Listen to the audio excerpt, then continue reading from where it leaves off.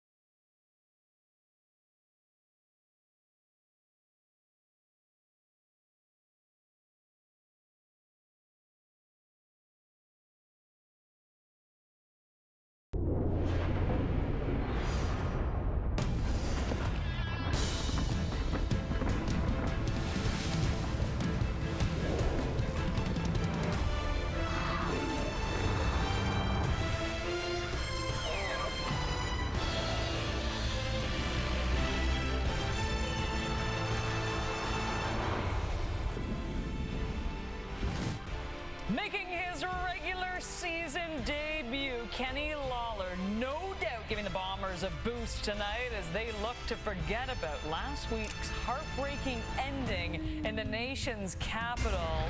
Well, they want to win. Well, so do the Elks, so desperately.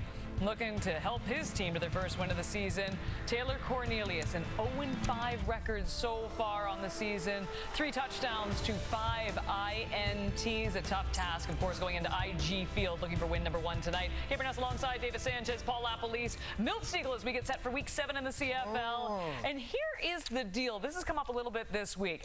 We've got the Bombers going into a bye week. They're coming off a loss, so they're going to be a little bit fired up, but they're playing the worst team in the CFL. Trap game, Chaz? I said it. No, look, if you're going into a bye, one thing is as a player, you have your plan, your trip plans, you're ready to go. If you get injured, your trip is over. You're not going anywhere. You're staying in the training room. That's the only concern I would have. They're going to be too pissed off what happened last week. It's not a trap, but don't get hurt because you don't want to stay in the training room all week. Yeah, I think the focus is going to be there, and certainly you always flush the previous game and work on this game. But, yeah. Certainly they played 3 good quarters, but you got to play 4 quarters in pro football to win the football game. They just didn't do enough, Milt, last week, but they'll be a focused, fired-up group before the bye. Is it a trap game? I mean, anytime you have one of the teams who's considered the best against the team who's considered the worst, it's definitely a trap game. We know these Bombers are going to be trying to press, to come out early and just jump on the Elks and just try to get them to quit. So that's going to be difficult to do because we know what these Elks are going to try to do. So it's a trap game, and I somewhat feel sorry for the Elks. I'm never saying I'm cheering for a team, but I feel sorry for them. That's why I got on my green suit. I got on my yellow shoes. Look at that. Look at that. I feel sorry for them. I should have put some lotion on my ankles. My ankles are kind of ashy, though. We still have dinner coming. Take your shoes off the table. Your ashy legs look like Dwayne Ford's hands. Sorry, Fordy.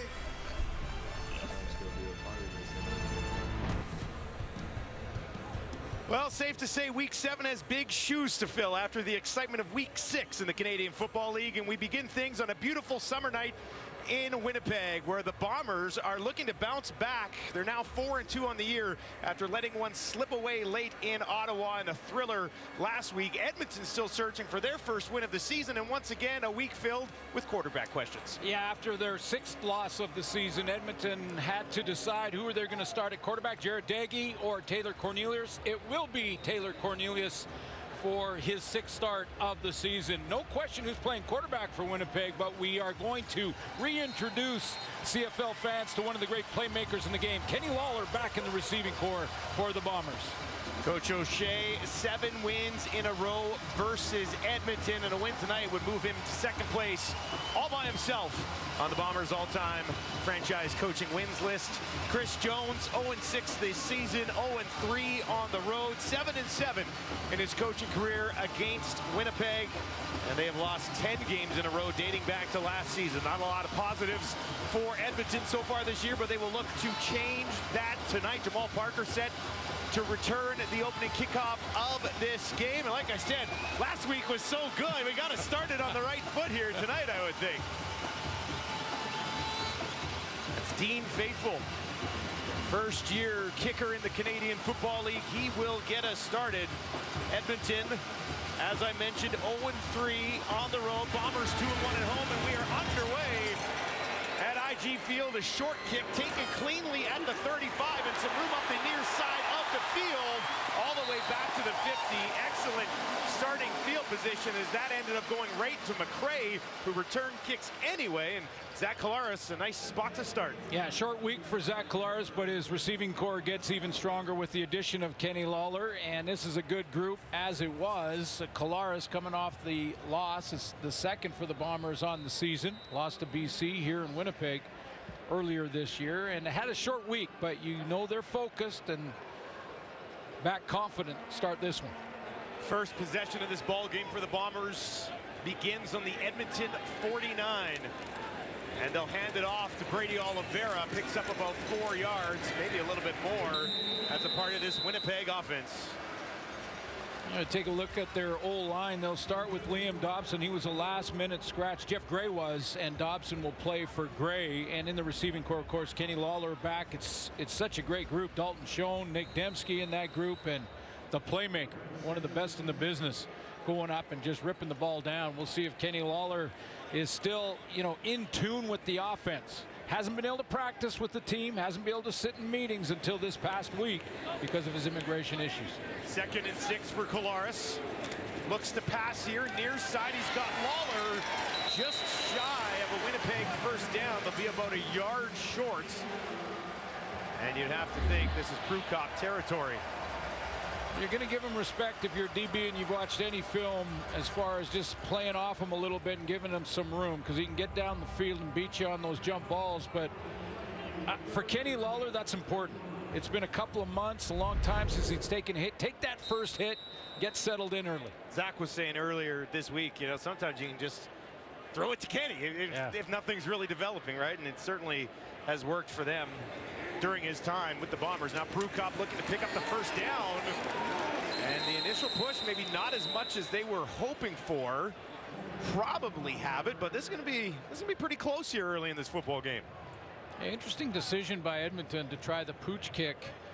In other words, not kick it real deep on the opening kickoff. They won the toss and deferred to the second half. So basically, the Bombers chose in the second choice. They chose to take the ball first. So Chris Jones decides to pooch kick it, giving Zach Collaros basically 2 first downs away from at least field goal range in the opening drive. Interesting decision out of the gate. This looks like it might come up short with where that ball was spotted, but it'll be close. Let's get a look at it here. And it is short. There's how you start to believe. There's how you start to believe when you're a team that's struggling. Let's have another look at this. Make a stop on 3rd down and a full yard to get there, and I think they got the spot right. He just got turned away at the line of scrimmage, and the coach knows it. So the pooch kick doesn't hurt him. A rare positive for Edmonton to start this football game. They have not allowed a point, actually, in their last 2 first quarters, and the defense steps up there. So we get our first look at Taylor Cornelius against this Bombers defense. He will hand it off, and lunging ahead for a short pickup on first down is the running back, Kevin Brown. Well, the win-loss record is not good, but Taylor Cornelius, just covering a lot of his games this year, I believe in at least 3, maybe 4, has played well enough to win. The numbers aren't great, especially that first one when you look at the win-loss record. But week in and week out, Chris Jones has said Taylor Cornelius gives us the best chance to win with our group right now. And so he gets another start. He made some questionable decisions against Hamilton, trying to press too hard to get that first win. Had a few balls that I think we classify as drops as well. Yes. And Chris Jones has mentioned that a number of times throughout the season, that needs a receiver to make a play every once in a while as well. The whole offense has just seemed a little out of sync so far. They get 3 yards to Brown on that first down. So 2nd and 7 on the Edmonton 42 here. Three options, wide side left for Cornelius. Bombers show pressure and they'll bring some heat. He gets it away. Dunbar hauls it in, but he'll be stopped short. Well short of a first down there for Edmonton, and that'll bring up third down on their first possession of the ball game. Yeah, you see with the defense, Richie Hall's group has decided, they've said, we're going after you. That was a full blitz, forcing Dunbar to make this quick read, get to the out route as fast as he can, because he knows Taylor Cornelius doesn't have the protection. So he's got to get open quick, but he's short of the first down. Dietrich Nichols there for his 15th tackle of the season. Two-time CFL All-Star. Julian set to kick this away. Jamal Parker waits just outside his own 15. Janarian Grant, not healthy, not in the lineup this evening. Taken by Parker. Looking for the near side of the field. Back up just shy of his own 25. And that is where Zach Kolaris, back-to-back MOP, will get the ball, looking to get his Bombers back in the win column when we return to Winnipeg.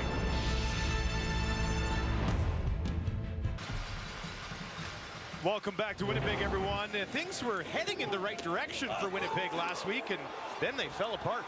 One of the great comebacks and upsets in a long, long time in recent memory with Crum, the rookie young starter, first game, first start in the CFL, taking off in overtime and scoring and beating one of the top teams in the league. And yeah, you should celebrate Bob Dice. Nice. He was very excited, wasn't he? And of course he is. That's a phenomenal comeback victory. Here's Kolaris, pressure in his face, near side of the field, and it's intercepted just outside the 40. It's Lewis who steps in front of Lawler, and the Elks have a turnover. Second INT of the year for Lewis. Yeah, pressure. It's all about the pressure. I mean, Zach Kolaris basically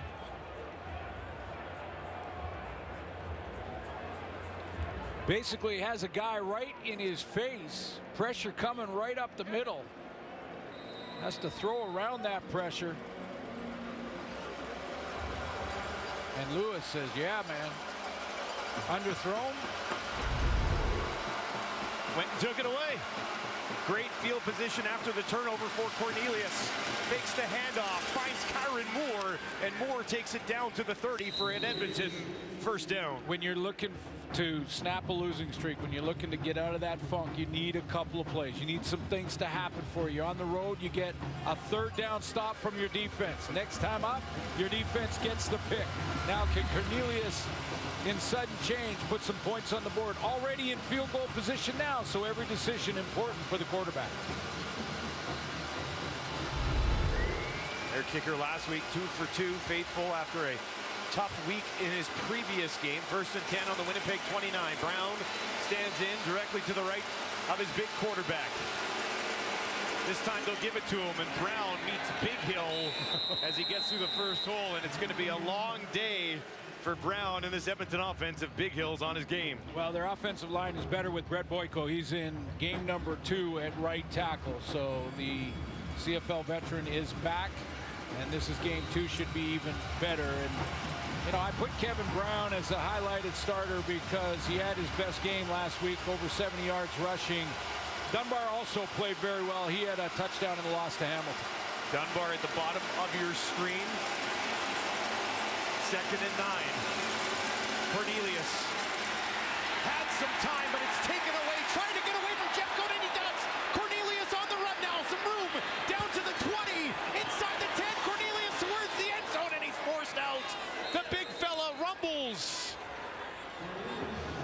Looked like they had him, but he got away. Well, this is what he's capable of, and this is a big play in a time when he wants to take advantage of the turnover and sudden change. Real important to get a lead on the road. So he breaks. He looks like he was sacked in the backfield.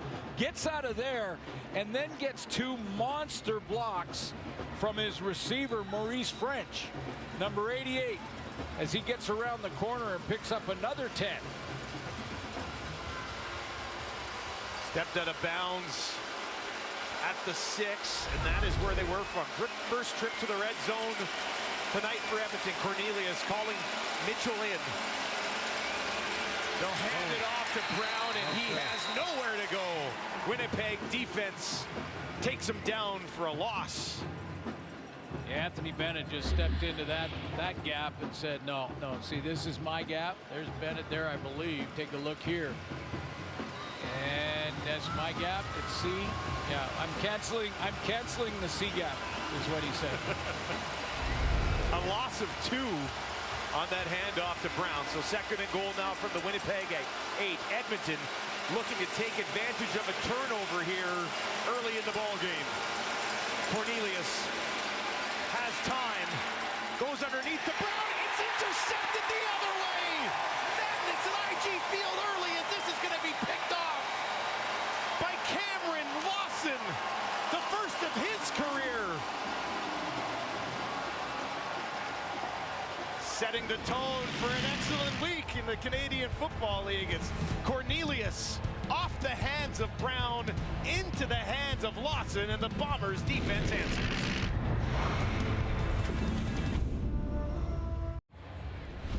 Cam Lawson's in the rotation from Queens. He's right in here, and this is what happens when you hustle. No matter what, you keep hustling to the football, and good things will happen. Lawson gets up. Look, he's in his pass rush mode. He has to turn. He sees the ball thrown. He hustles back, try to get involved in the tackle, and after rushing the passer, turns around and makes a big play, taking points off the board for Edmonton. Go to the football? Is that the lesson there? Hustle to the football no matter what, and good things will happen. 6th interception of the season for Cornelius. Winnipeg gets the ball back on their own 11. Flags on the play here as they hand it off to Brady Oliveira. And flags on both sides of the field. Oliveira having a fine season so far. Offside. Edmonton number 6. 5-yard penalty. Still first down. AC Leonard flopping sides for this game. 3 sacks on the season for Leonard. All of them coming in one game. Monster game that he had earlier in the year. And now a 1st and 5, very manageable for Collaros. Both Collaros and Cornelius with interceptions here in the early going. They'll hand it off again up to about the 15 and no further as the Edmonton defense makes a nice stop. Elliott Brown will start in AC Leonard's other job where he was on the other side at the beginning of the season. He's now flopped over, and we're going to get a new middle linebacker in Tony Jones. Niles Morgan out due to injury. Back in the secondary, Marlon Franklin Jr. gets his first start at safety out of Cal Berkeley. 26-year-old getting the start at safety today for Chris Jones' defense. 2nd and 6 now from the Winnipeg 15. Pressure from Edmonton. Collaros down the field. Oh my goodness! There he is. He's back. Kenny Lawler lays out and hauls it in. He's Spectacular stuff from 89. Oh baby, he's back. Didn't take long, did it? What a catch. Highlight reel. Get ready.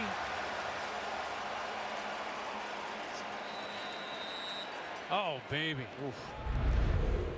Bombers get it away quickly. Yes, smart. I think I saw why they got it away quickly. Oliveira on first down. That's smart play by a veteran in Zach Collaros, because Kenny Lawler, although this is absolutely spectacular either way you look at it, did the ground help him secure it? It doesn't matter now because it wasn't challenged. Might have got some help, but it still looked awesome. Didn't take long. 89 is back.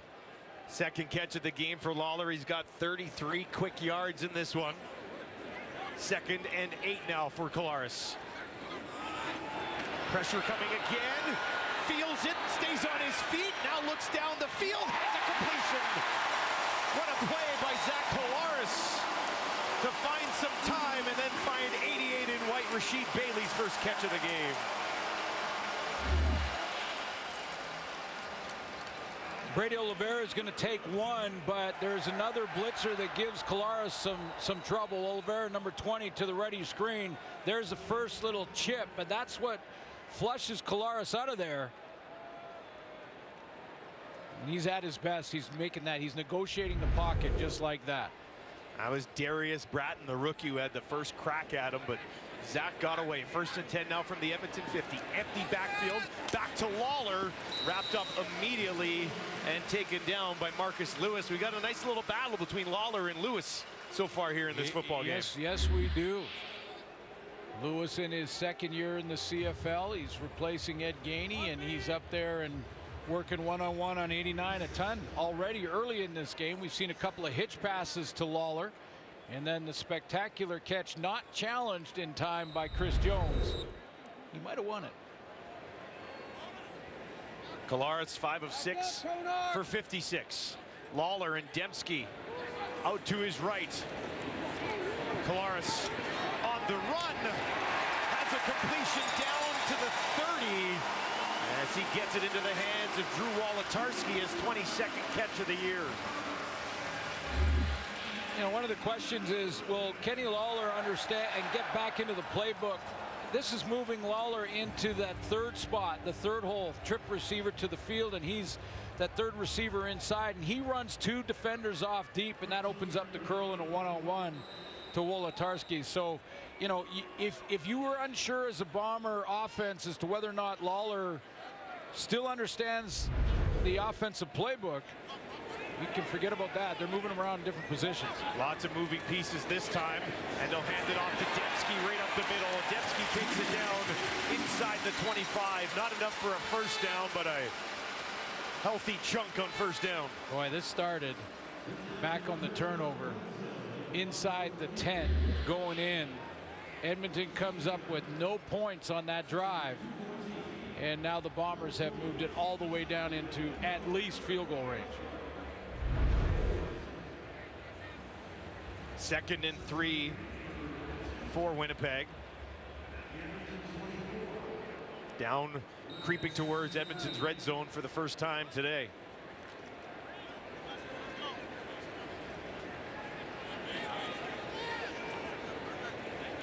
Oliveira just 1 carry for 4 yards so far in this game.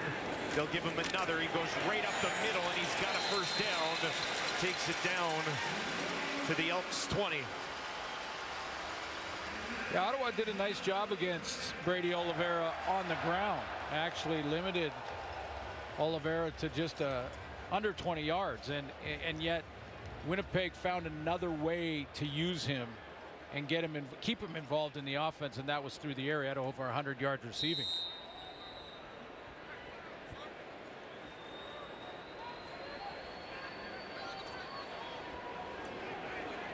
First and 10 from the Edmonton 20. Collaros on the roll to his right, down the field.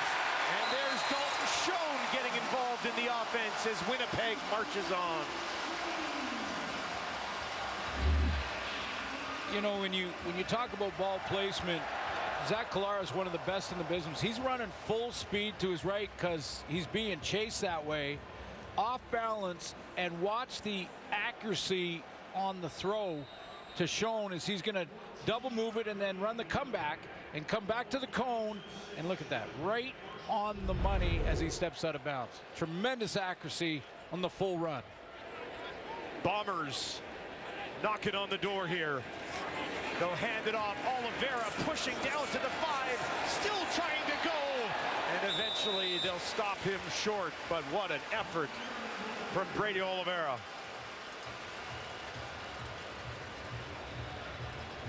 Well, you know that Buck Pierce has not been talked out of the run game. They're gonna keep 20 involved on the handoffs. Sometimes that happens, even to veteran play callers, guys that been in the league a long time, and they have a bad game running the ball, and then they kind of forget about it or move away from it. But Buck Pierce, we can see, is definitely committed to Brady Oliveira, especially on 1st down. Collaros to the sideline. Prukop into the game, working from the 2-yard line towards the end zone, and he's in. Touchdown, Winnipeg. Prukop gets him on the board.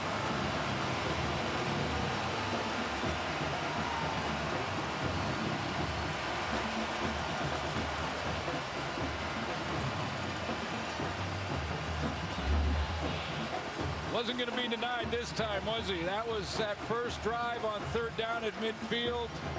Edmonton gets the stop, and look at him drive his legs there. He's 4 or 5 yards with the pad level down about a foot off the ground to get in that time. Impossible to get underneath them there. 12-play, 99-yard drive that took 7 minutes and 13 seconds, and it's all after a turnover inside the 10. Castillo pushes this one wide right, surprising, and Sims will bring it out. Here goes C.J. Sims, far side of the field, up to the 30. Sims stumbles at the 35 and is going down.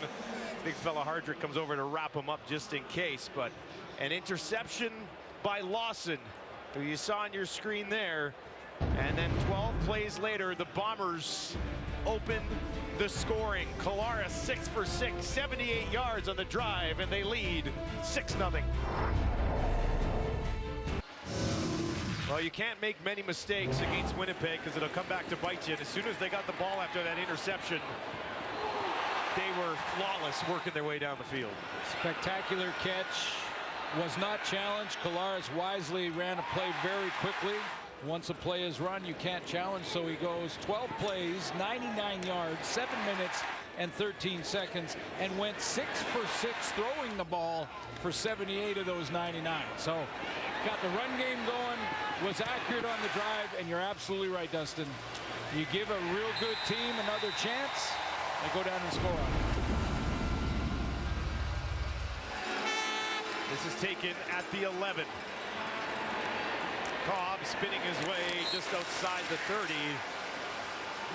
And now we will get a look at Taylor Cornelius, looking to bounce back after an early INT. For exclusive coverage all tournament long. Edmonton trailing by 6 as time ticks down in the opening quarter. They'll hand this one off, and a nice carry for a first down from Brown. That's his best work of the ball game so far. Yeah, and I like how he covered the ball up too. I mean, you know, when you're having these issues with turnovers and things like that, watch Kevin Brown here. He gets open space, but he'll cover the ball up with both hands, even though there's not contact at that point around him, just to be sure. It's a smart decision. Be sound and protect that football. Couple of fumbles on the year for Brown. One of them was recovered by Edmonton, so one lost fumble on his watch. Final play of the quarter for Cornelius. Pressure from Winnipeg. Hands it off again, and Brown is tripped up before he could get back to the line of scrimmage, and that'll do it for the opening 15 minutes in Winnipeg. The Bombers on top, 6-0. Couple of turnovers. Collaros looking pretty good in the early going, and Prukop finding the end zone here in the first.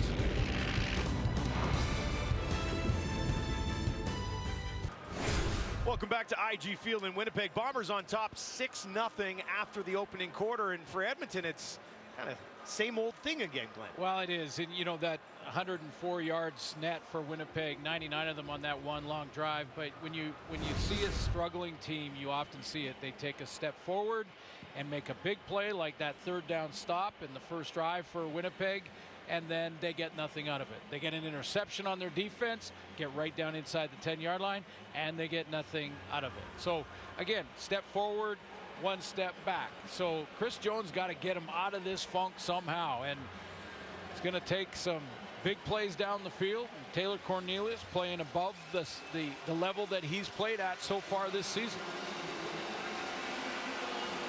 2nd and 11 for Cornelius. 3 options out to his right, including Dunbar and Mitchell and Kyron Moore.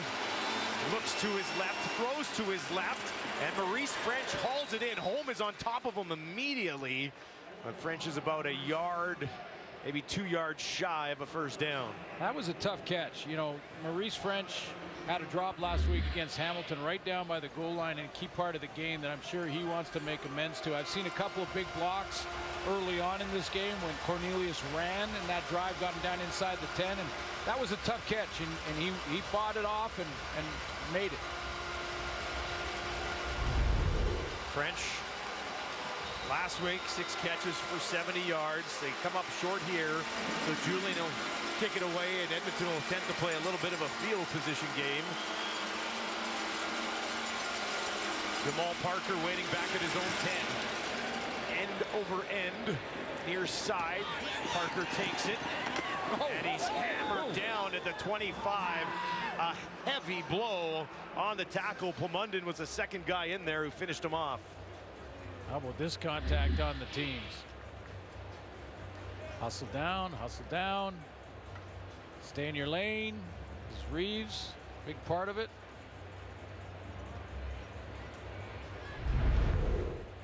Starters, both offensively and defensively, play on the teams as well. Reeves, a local guy here in Winnipeg, came into the game with a special team tackle and a fumble recovery on the season for Edmonton, joining them late. That'll hand it off to Oliveira. And 2 or 3 yards on a quiet first down carry here. Seen a couple of tackles already by Adam Konar. The veterans of 8 years, University of Calgary, and that linebacking core for Edmonton. You know, your linebackers front 7. I mean, everyone's responsible for run stopping, but your linebackers in front 7, that's your key guys in the run stopping. They get them in second and long, and now DB's got to make a play. 2nd and 6 for Winnipeg, trying to keep the offense on the field. 4-man rush. Collaros in trouble, and he will be taken down as Edmonton's defense gets the job done. A.C. Leonard's 4th sack of the season. Yeah, it looks like he just came around the horn, but he is now like way outside wide, so he's putting Stanley Bryan in a bit of a tough situation. He goes with the bull rush right into him, locks horns, and then gets around that lock and right to Zach. Jamison Sheen stands inside his own 10. Kicks this one away. Back pedal here for Sims. Sims back to the 40. Wrapped up a flag at the end of the return. Zach Kolar back to the iPad after taking that sack from A.C. Leonard. Where is he? There he is. Gets around Bryant, wraps up Zach, and finishes him off. During the return.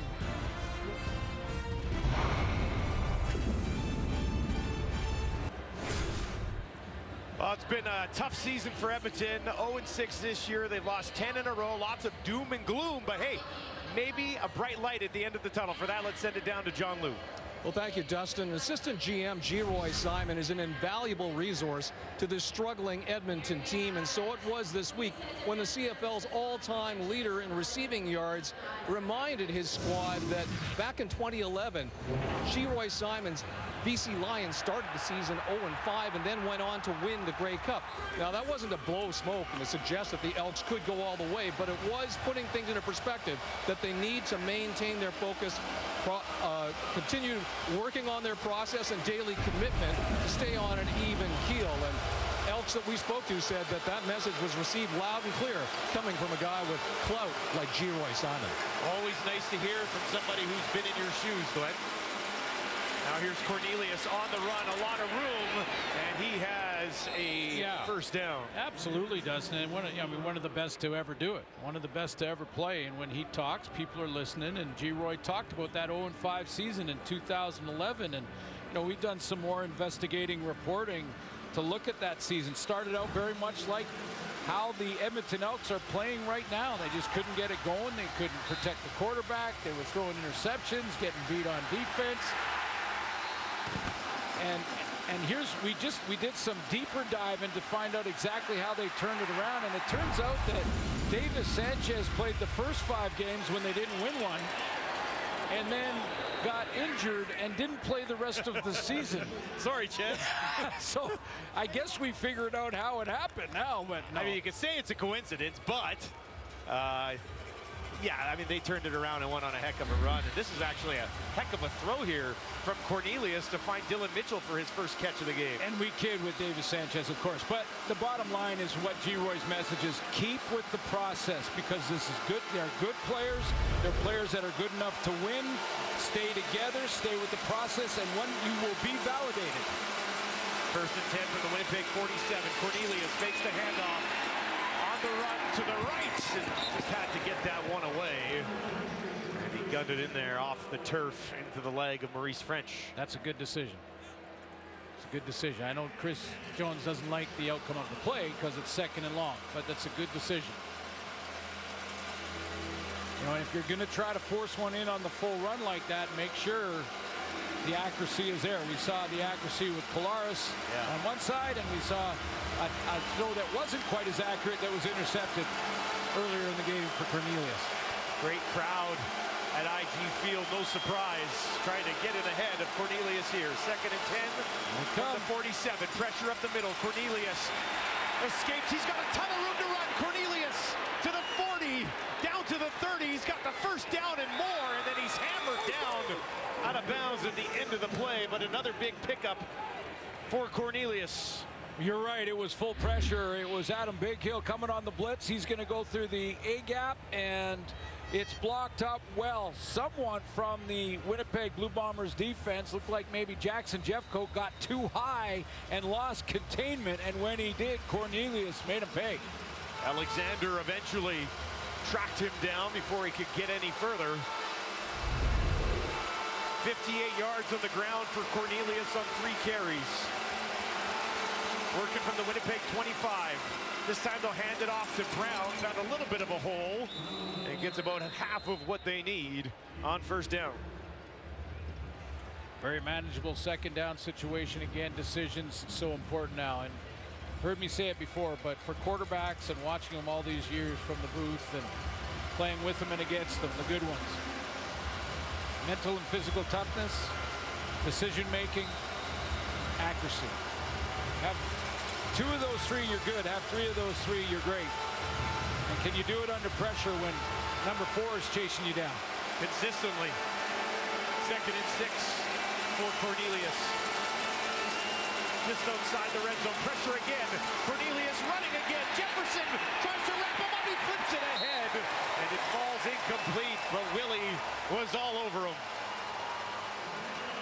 Yeah, there's no question what what Winnipeg wants to do defensively on key second down plays, even when it's simple plays, or even when it's manageable second downs, when it's 2nd and 5 or less, they're coming with full pressure. Richie Hall is saying, I'm not sure Taylor Cornelius is handling pressure. Right now, what we've seen in this first half, second down, he's blitzing. Faithful to make it a 3-point ball game, and he knocks it through. So Edmonton is able to break the goose egg, and we've got ourselves a 6-3 ball game midway through the second quarter.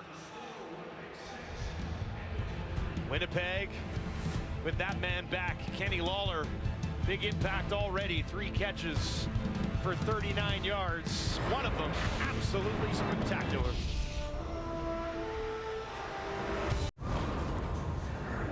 Well, he had to wait a little bit longer than he expected, but Kenny Lawler is very happy to be back in a place he had so much success.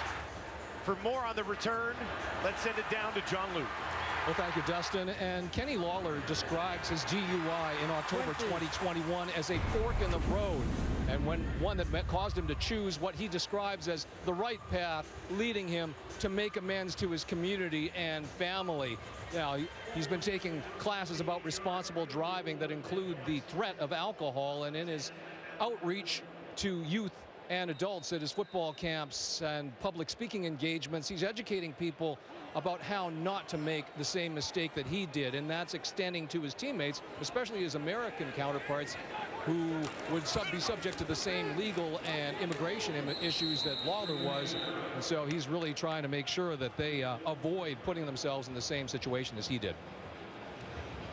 We had a chance to chat with him earlier in the week as well, Glenn. Well, he's just so thankful for this really second opportunity. And, you know, I would say that He has paid his dues now. Thank goodness no one was hurt in the whole incident, and he has certainly learned his lesson. And you know what, listen, if we're all judged by our worst decision and our worst moment in life, there won't be very many good people in the world. 2nd and 7, and a completion up to the 50. That should be enough, or very close to a first down as they get into the hands of Dembski. I think they might be marked just shy of the 50, which is what they need. The thing I also like about what Kenny's doing is he is using the experience for good and trying to help others and make sure that they don't make the same mistake. So it's great to have him back in the league, and we've already seen an example of what he can do athletically. 3rd and short. Prukop up, he fumbles the ball, and that is going to be a very tight spot as he dropped that ball before any sort of initial push ahead, and this would be another huge turnover if he didn't get to the 50. Ely looks like he came out with it, but Prukop doesn't have control there. Well, it looked like after he picked it up, it might have been popped away again. Yeah. So he doesn't. He reaches for it. He has it here, but he gets it popped out of his hands by Curtis. Ely came out with it. It's a turnover. We'll be back to IG Field. Well, it's been a turnover on a fumble by Prukop on 3rd and short. Fumbles it here. Looked like he grabbed it again, but didn't have possession. Curtis knocks it out again. And I think Coney Ely right there over the top of the pile, number 90, he rips it out, and he ends up with it. Turnover and Edmonton football. So stuffed on a 3rd down earlier was Prukop. Turnover on downs. Now a fumble. Zach threw an interception earlier. Winnipeg still leads 6-3, but if you're Edmonton, you got to take advantage of this opportunity. Pressure from Winnipeg. Near side, Kylan Moore has it go right through his hands. And that's one of those things we've talked about where some of the receivers need to help their quarterback a little bit. Yeah, he knows it. You know, he knows it. And this is something that he's going to get a lot of because of the defense that's being played. Winnipeg is loading the line of scrimmage and blitzing. They didn't even hide it the last time. Everybody saw that one coming. And Cornelius got rid of it quickly, but Moore could not hang on. He had a 100-yard game last week, did Kyran Moore. 2nd and 10 from the Winnipeg 50. Cornelius gets it away.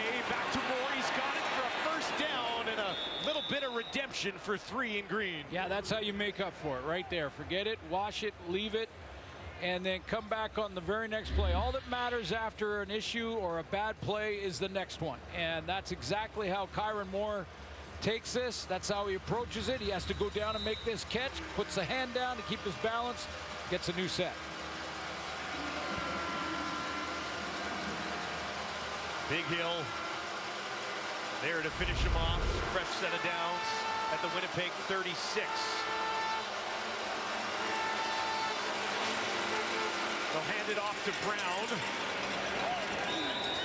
Maruo among those there to wrap him up after a short pickup. The way that Winnipeg is playing this defensively, it's going to be very difficult for Edmonton throughout this game to run between the tackles. I mean, they're canceling every gap. Adam Bighill's playing on the line of scrimmage. Maruo is often playing on the line of scrimmage, getting his first start at the Global, born in Japan. Pretty excited about his first start, but they're loading up the box. Just 2 yards for Brown, now 2nd and 8.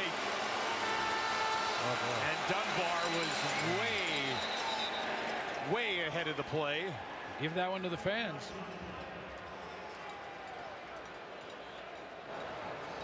And that'll just fire the crowd up more. Edmonton number 7. 5-yard penalty. Still 2nd down. He was offside. He wasn't even close. He was like offside. Like watch number 7. Offside. He's 20 yards downfield. Looks like Mitchell was ahead of the play as well. Richie Hall, what's he going to dial up for the Bombers defense here? 2nd and 13. Cornelius in trouble again, taken down this time, wrapped up just inside the 45. Ricky Walker has his 3rd sack of the season. Now it's only four yards or so from where the line of scrimmage was. But it's enough to push him out of field goal range. I mean, well, it would be a 50-yarder. And Faithfield's long on the year is only 45, so. And they gave up 4 or 5 on the sack. Yeah. So, but still, you'd like to have a kicker you'd let run out there for a 50-yarder, I would think. Yeah, I agree with no wind. No wind. No wind in Winnipeg. Hang on, let me. Okay. A bizarre day. So Julian gets this one away. Tries to hang it up there. Parker watching. That one will bounce at the 6. Pretty good job. Parker takes it, and Winnipeg will start deep in their own territory.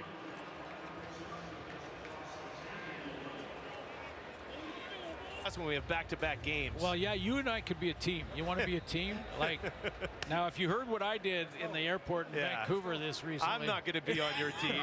Who leaves a bag at the airport? Yeah, my goodness. I almost blew it after all these years and all. 2 million miles. I'm way too stressful a traveler to actually be involved in that show. I try to get it going with Dembski here, but read well by Edmonton, and they wrap them up with just over 3 minutes remaining here in the 2nd quarter. Yeah, there's been a couple of, real good moments here for Edmonton. I mean, they've played pretty well against Brady Oliveira, just 19 yards rushing on 5 carries for him. They're controlling the run and the line of scrimmage, putting Zach in 2nd and long. That'll take us to 3 minutes at IG Field. Bombers on top, 6-3. To celebrate his 17-year anniversary of his 100-yard touchdown, Milt Stegall, ladies and gentlemen, is eating cheesecake provided by our wonderful Rolly. Eat it. Who Let's go. baked the entire thing for the anniversary. Eat it, Milt. Eat it. Do it. Come on. Do it for the fans. I'm a huge cheesecake guy, Glenn. Huge cheesecake guy. Yeah, I've put back a couple of cheesecakes in my time. 2nd and 11 for Collaros. Inside his own 10 here.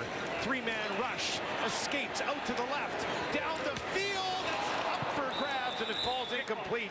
Schoen working against Purifoy. Looked like Purifoy timed that pretty well. He did, but here's what I've noticed in this first half, and I haven't seen Winnipeg for a couple of weeks now live, so can't really tell all the time by just watching the game on TV. And watching it live, Zach Collaros just does not have the same amount of time in the pocket that he has had throughout the last couple of years, certainly. But I mean, we've seen him throw on the run before, but he's good at it. But yeah, but the pocket is collapsing quicker. Sheen from just inside his own end zone. Towering kick. Sims waiting. Takes it cleanly at the 45. CJ Sims turns it back down inside the 45 the other way. An excellent field position here for Cornelius and the Elks, trailing 6-3. Well, this is such a big kick. It just outkicked the coverage a little bit. That's why he has so much room early.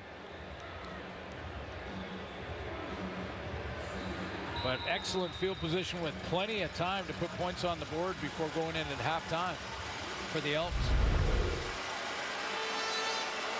Possibly even take the lead. They start on the Winnipeg 42 with just under 2.5. Cornelius gets it away to Moore. Moore made a nice move to make one man miss. Got a few extra yards out of it before he's tangled up by the Bombers. Yeah, and I'm sure that, the offensive staff and Cornelius went to the receivers in between series and said, guys, it's an all quick game because we're getting so much pressure. We can't block them all. So I got to get it out there quickly. Be a lot of the quick game, and if you're going to throw fade, but you got to get it out there fast. So you got to get it, the fastest guy you have down the sideline. Maybe Dylan Mitchell down here at the bottom. 2nd and 5. Cornelius, far side of the field. That's hauled in. And it'll be enough for a first down. First catch of the game for Vincent Forbes-Montbleau. Nice out route here by Montbleau. Again, quick throw on time. Intermediate, just boom. And this is all timing right here. Watch. 1 steamboat, 2 gone. Not sure Willie Jefferson can even get up the field in 2 seconds. Well, you know what? I'm going to take that back. I wouldn't, Doug. Fresh set of downs for Cornelius. Minute and a half to work.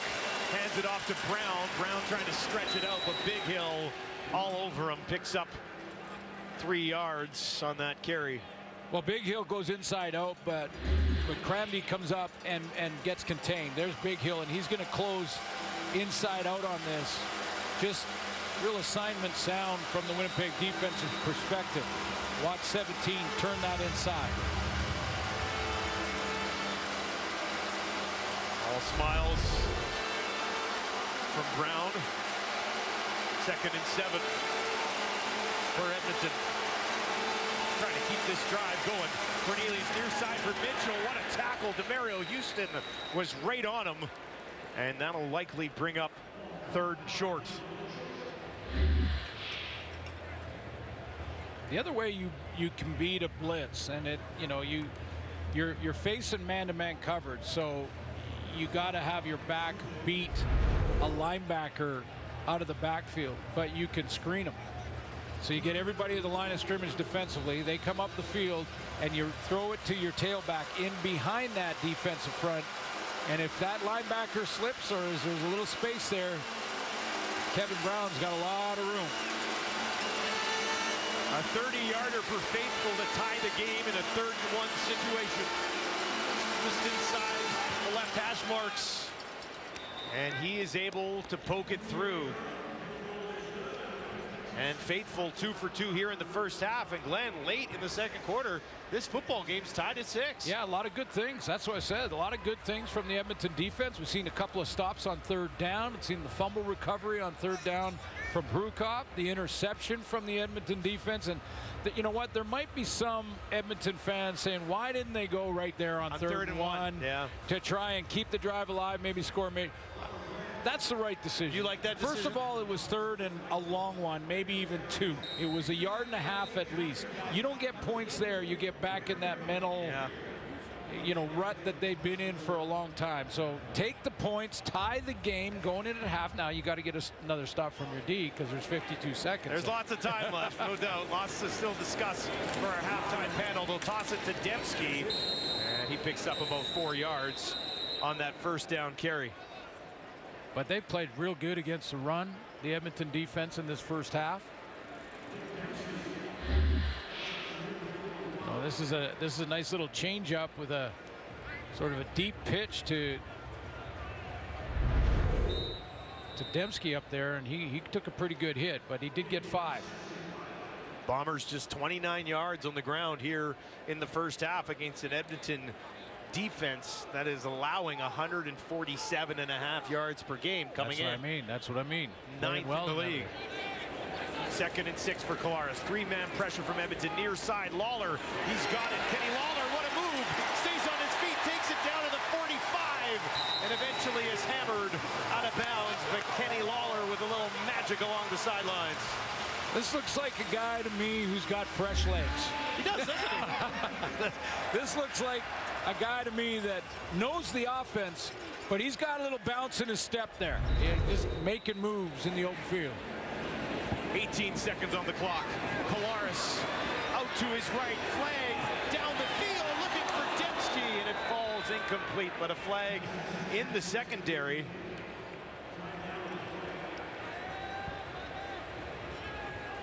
"11 seconds to work for Winnipeg." Well, this is illegal contact. I didn't see the flag around Dembski, and it didn't look like. Oh, I think it must have been down the field even a little bit further, but.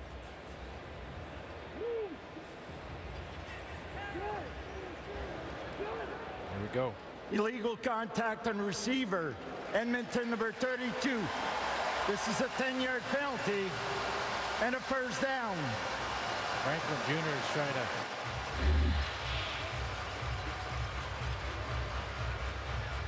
That's the intended target, but they threw it to Dembski, so there's the illegal contact, and Dempsey became the target, but it was enough delayed that it doesn't turn into PI, because that's a point of foul. 1st and 10 from the Edmonton 34. Kolaris on the run, a flag here as he took off. And could this be maybe a holding? It is going to be a hold against Winnipeg, and that will back them up with 6 seconds on the clock. Holding Winnipeg number 67. 10-yard penalty will replay first down. Chris Kolinkowski is the center. Snaps the football. He's got Coney Ely, and there's the takedown. Which pushes the field goal range. Well, 6 seconds here. This would be about a 51-yarder. Quick out and field goal team. Do you have time? Let's see. They're going to hand it off to Brady Oliveira. He's going to slide. And with 2 seconds on the clock, they managed to pick up a pretty decent chunk and make things a little bit more comfortable for Sergio Castillo. Smart. Yeah, it was. Just real smart. I mean, this is a play that they have designed for this exact scenario. You know, just run the ball real quick up the middle. It's safe. You're not going to risk an interception or bouncing off a receiver or anything. And you give your kicker, get him a little closer. 13 for 13 on the year, and he's hit 23 straight going back to last season to give his team the lead at the half. Castillo pushes that one wide right. Sims gets it just outside the end zone, and Sergio Castillo missed an extra point and a field goal. He was unsure, wasn't he? I think he was. CJ Sims. We don't have time to go back to Saskatchewan, but CJ Sims was going, it looked to me, if he had a thought bubble above his head, there's the reaction for, he knew it was wide, but Sims was going, do I take this out? Was it, yeah, no, because it's the end of the half, I'm out. He got it done.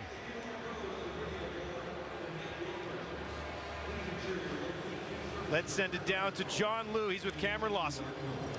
Cameron, in a defensive battle like this, how pleasing is it for you and your defense to have contained Taylor Cornelius the way they had, limiting the damage you can do with his legs?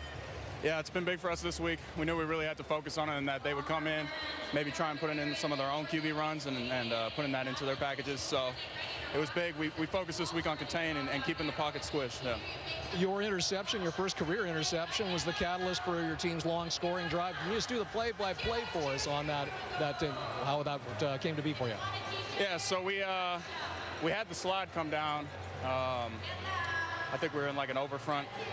Slide came down and I felt myself getting too far inside, so I tried to like bounce back out just in case the quarterback tried and run through the B gap.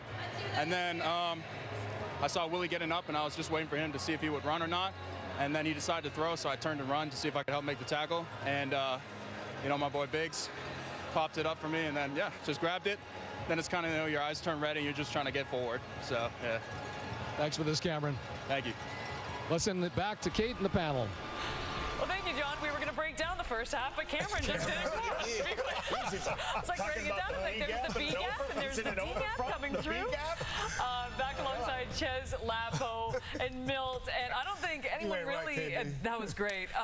You know what? I don't think anyone expected a tie game at half here. I mean, credit to the Elks. They are playing some great football. And Taylor Cornelius doing a really nice job. Look, this is what we've seen all season long from Taylor. We see the good, we see the bad, obviously the INT. But if you look at it as a whole, I think you have to be pleased.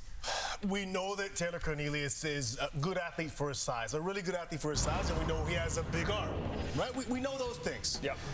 Now we're also learning that he's inaccurate and sporadic at times, and we're seeing all that. And that's, look, like I said, he's a good athlete. He's evaded. You saw him get away from Jackson Jeffcoat there. He's made some plays with his legs.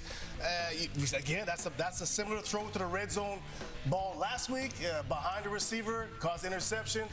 like the last one to Dunbar last week, a good throw here. So here's the thing, consistency, I think, and we've been talking about it during the first half. It's play calling. He needs to get the ball out quickly. He needs to know when he's pressured, he needs to know where to go with the ball quickly. And I think we're saying he doesn't always know where to go with the ball, it looks like to us as we look at it. And that's probably, part of the issue. He's a great athlete, big arm. He doesn't have complete control of what's going on. Right. I think they need to simplify things for him. Yeah, they definitely do. He needs to play better. He played okay in that first half, but it's a tie game, and the big reason is because of that defense. And this team overall has played bad all year long. Let's think about it. Offense, special teams, and defense. But on the road, this defense has been pretty good. There are 3 road games. They've only given up 4 touchdowns. In this first half right now, they're playing some outstanding ball. They're putting pressure on Zach. Zach does not want to get hit at this point in his career. Nobody wants to get hit, but he really don't want to get hit.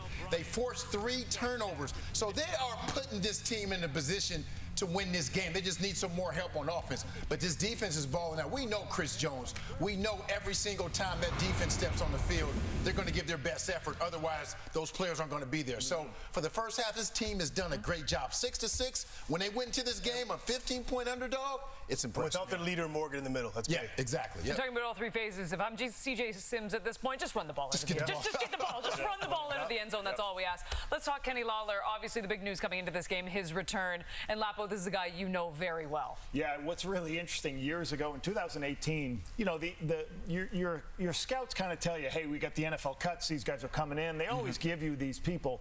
And this guy's the next Milt Stegall. This guy's great. And after watching Kenny make 3 catches that first day, I'm like, this kid, it could be a star, right? And the thing, what's great for Zach and him, the relationship, is you see this great play right here.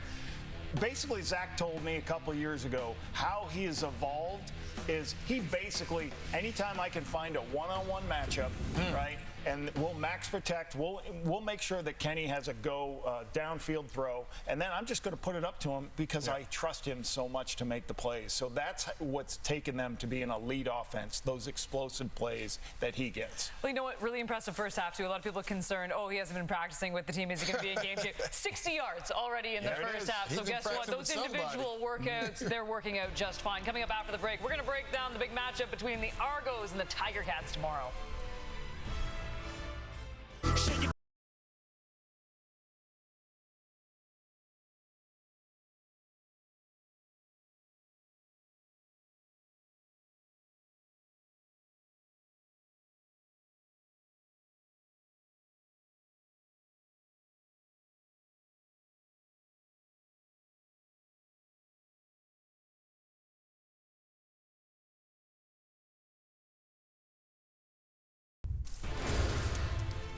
Friday night football action, a great rivalry. The Toronto Argonauts taking on the Hamilton Tiger Cats, and then Saturday it is the Rough Riders and Lions. Week 7 all wraps up with the Red Blacks taking on the Stampeders, and then we're headed out to Halifax because it's touchdown Atlantic, baby.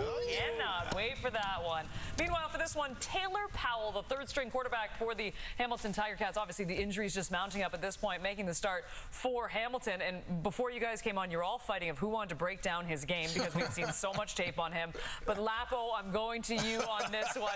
You don't specifically have to talk about Powell, I promise. You can just talk about the matchup overall. But it's always a great matchup no matter who's under center. Yeah, I think what's got to help him is the defense has got to improve, right? Like, I wrote down some stats. 9th in points allowed, 8th in rushing yards. They've given up the most passing first downs this year, guys. They have to get better at that area of the field. Make sure defensively they help a young quarterback and put him in a position with short fields, get some takeaways, stop the run. They just got to play better defensively to help a young quarterback. On Toronto's side, this is a stat that's crazy. They're leading the league in penalties, but they're plus 11 in turnover ratio. That's what good. You rarely see wins games. A team that's doing what they're doing. But I think that Mill talked about it yesterday a bit. The fact that they're running the ball so well, and this is a team, when I look at them, I look at their big playability, and they have receivers that do a bunch of different things. Chad's obviously can make every throw. The fact that they're doing it in so many different ways they can win, despite their penalties, is impressive. Yeah, you got to be excited for Taylor Powell getting an opportunity, and we always say sometimes you just need that opportunity. Excited for him, but I'm excited for Swag Kelly. I just love when he steps on the field, his confidence, his moxie, what he's doing for this organization and what he's doing for the CFL overall. It's exciting to see him go out there and play every single time. And right now, he's the front runner for the MOP. So this is going to be a good game. Anytime Toronto goes to Hamilton, that's a great atmosphere, so I'm looking for. They're also honoring my former quarterback, Kevin Glenn. You coached him. Kevin played and coached with everybody. He played for all 15 teams. So. Well, Kevin, you're welcome on the panel anytime. Yes. Who wants to leave now? You guys can go to Winnipeg and play flag football. There's a young Bill Stevens. Oh, my God. Come on. Them the dead legs. Too many.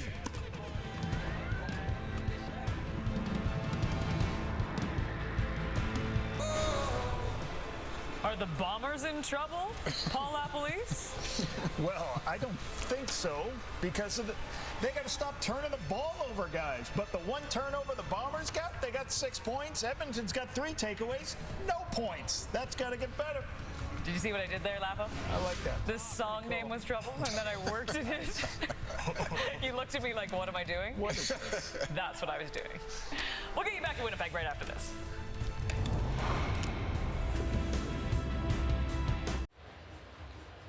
Welcome back to IG Field in Winnipeg, where we've got a little defensive battle on our hands. Bombers and Elks tied at 6. One of the defensive players of the Edmonton Elks, Marcus Lewis, is with our John Lou. Well, Marcus, you hold that Bombers offense to 1 major and you force 3 turnovers. How satisfying a first half was that for you and your defense? We're satisfied, but we know the job is not finished. We still got a long second half, and we just got to come out ready to play. You get the sense that your interception that early in the first quarter was a little bit of a tone setter for your units? Absolutely, man. I'm just glad I got the teammates that I do, the coaches that I do. They trusted me every week to go out and make plays. What's the atmosphere in the dressing room like? Chris Jones saying that you guys wanted to focus on discipline and winning the turnover battle. So far, it seems like you've ticked those boxes. Oh, well, we're not shocked. We know we're a great football team. We know we compete with anybody. So it's just about coming out in the second half and putting it all together. Thanks for this, Marcus. Thank you. Appreciate it. That is what it's about for Edmonton. They've been in a lot of football games. They just haven't put it all together, Glenn. Yeah, and I would say that they can compete with anybody, definitely in the first half of most of these games. Now can they play even better and improve upon the first half in the second? We are underway. Edmonton will get the ball, and it comes to Sims. Sims back to the 30, no further. Wrapped up there, and that is where Edmonton will get the ball to start the third quarter of action. And that's why you defer when you win the toss. You defer so you get the ball to start the second half, and you hope that you either have a lead or it's tied, which it is now. Here's Taylor Cornelius in the first half. A little bit of pressure, but he broke free from a couple of those Bomber blitzes. The Bombers in the first half sent blitz on almost every second down. So they went to the quick game. Edmonton after that. We'll see what the second half has. What does Richie Hall have for the second half? Well, I'm sure he's got something cooking. 55 yards on the ground for Cornelius. They'll hand this one off to Brown, and Nichols is down there to wrap him up immediately. Extension of that play was Dunbar out into the flat. So that's the run pass option play, or RPO, from Cornelius. He went with the run there, but Dunbar had some room. That might be the next look that they're looking at on the tablet, saying, hey, let's not forget that we got that receiver out there. Cornelius was 8 of 12 for 82 yards and an interception in the first half. That interception coming inside the Bombers' 10. Second and 9. They'll move him over to his right. And that one incomplete. Wow. Looking for Forbes Mumblow. How about Ricky Walker? Yeah, he hauled that in. Not bad, eh? Defensive tackle who weighs in at, 6'2", 290 on the sideline. He's out of the rotation, and watch this catch. Oh, we missed the catch. Anyway. He was right in the corner there, number 9, and he hauled it in like he was a receiver. It was a great catch. Here's Julian, stands at his own 20.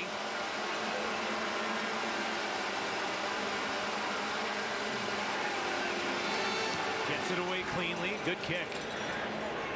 Parker watches it bounce, takes it on the high hop, makes one man miss. Parker looking for some room, but look at that. Nice tackle. Rodrigue was there and wrapped him up before he could escape. Here's Collaros and a look at his work in the opening half of football. Well, it got off a little shaky, not because of Collaros, but because of third down in the middle of the field. He got Lawler going early, and this was the big drive. I mean, in the first quarter, he went 12 plays, 99 yards after the interception by the Bomber defense's Cam Lawson. So, but he was on the run. And that pocket wasn't quite as strong as it's been in the past. Starts here on his own 22. Everybody out to his wide side right. And they'll hand it off. And a little bit of room here for McCray. And a nice run by Greg McCray. And at least 9 on the carry. Actually, he'll give him 10 for a first down. Yeah, a little bobbing and weaving. Send all the receivers wide to the right side of the field, the wide side of the field, and 29 can just pick his hole. Good patience here from Greg McCray. Just let those blocks establish themselves and then hit it up in there. Mix McCray into this offense a little bit here and there. Certainly capable of coming up with a big one every now and then. So just enough. Took a little bit of an extra long look at it, but it wasn't enough for a first down, so they work up to the Winnipeg 32. Oliveira to the right of Collaros, looking down the field for Schoen, and he's got it, and he hangs on. Oh, they're saying he's down. Got popped at the end of the play, but they said he was down. The ball came out after. Edmonton was saying it was incomplete, but I think they got this call right. Yeah, it looked like it. He just got the wind knocked out of him when he got hit. And I think when he catches it, secures it while hitting the ground, and then loses it.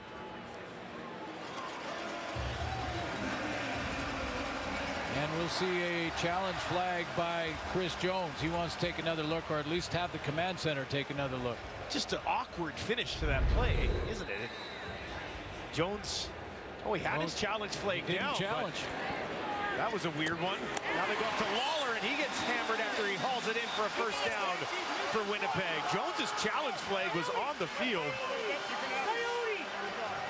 Yeah, then he picked it up just before the snap of the ball, and again, Collaros real quick to run that. Whenever there's been a controversial play, he's got that snap really quickly. Moving the ball again here. Collaros, Serezna in his face, and forces him to throw it away out of bounds, and that'll bring up 2nd and 10. Now, I think he was down by contact. I think, this is probably, maybe the officials, I'm speculating here, but maybe the officials said to Chris Jones, you're not going to win it. There's the Lawler catch. He was secure and no issue there. But you're right. He had it on the turf and then picked it up. No, I don't think the official went and said you're not going to win it. So, hey, don't do it, man. I don't mean it in that way. I just mean that he got word that he wasn't going to win it. 2nd and 10. Collaros downfield. Lawler in the end zone. No, incomplete. A little too much on that one. This place would have erupted if Lawler could have got to that. Dwayne Thompson, a 23-year-old in coverage. Yeah, it really locked him down, but that sometimes with this guy, with number 89, being in good position as a DB doesn't always work for you. I mean, he's still going to make the catch if you give him a chance. I think he might have lost it too. I think he was trying to track it because there was no acceleration to go and try and run it down. He may have lost it. Castile from 46 for the lead, and he knocks this one through. Missed one at the end of the 2nd quarter. Gives his team a 9-6 lead here in the 3rd quarter. Taylor Cornelius trying to find a way to lead his team to victory. He'll have the ball when we return to IG Field. Tommy Fleetwood, a local boy with a nice round to start the event. Elks get the ball on the road in Winnipeg, down 3 in the 3rd quarter. Looking for their first win of the season here. Cornelius Hands it off to Brown, has some space. Brown's got a first down out to midfield, where Big Hill tracks him down and takes him down. Kevin Brown almost gave it the, give me that thing. He went by. This is another read by Cornelius. And it looked like Kevin Brown made the decision that time. Give me that rock. I'm going. Nice discussion with him this week after the 77 yards against Hamilton in that loss. 17 on that pickup, had a 14-yarder earlier. Cornelius throwing this time, and that one's low. Houston there in coverage against Dylan Mitchell, but Mitchell couldn't come up with it. Yeah, when you send pressure in the first half like Richie Hall did, quarterbacks, even veteran ones, will start to see ghosts. I mean, he did see Willie Jefferson on the edge a little bit, but I think Taylor Cornelius had time to settle in and make an accurate throw there. There's one of the great all-time, not only defensive backs and teammates, but defensive coordinators in this league as well. 2nd and 10. Cornelius, with enough time, gets it away. And a Bombers defender, Cramby, immediately looked to see if there was going to be a flag coming. Yeah, there was not. He did, didn't he? Right away, didn't he look over his left shoulder there? Take a look at the pass rush that, again, is rushing Cornelius in the accuracy, and that one just hit, and that's why there was no flag. Once it's tipped, there is no flag on the play. So 3rd and 10. Julian. Right at midfield here. They snap it back to him, gets it away. Parker watches it bounce just inside the 10.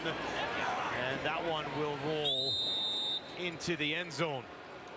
With 8:40 on the clock, we have a 2-point game at IG Field in Winnipeg. Don't go anywhere. Thursday Night Football continues next. It's been a nice return to Winnipeg for Kenny Lawler, making his Bombers season debut.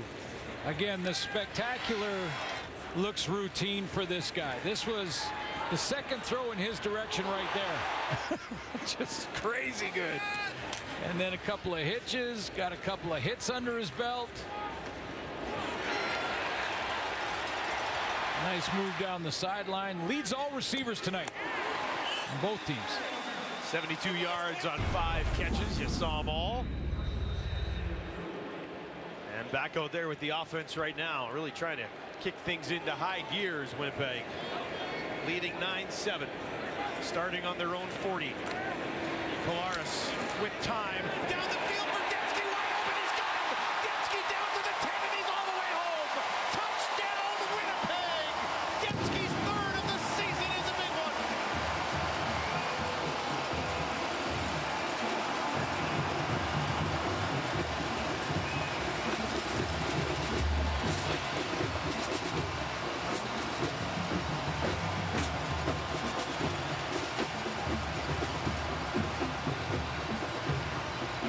Sometimes when you're a veteran player, you're looking to try and steal one. I think Purifoy got caught because Nick Dembski is well behind coverage, no safety in the middle.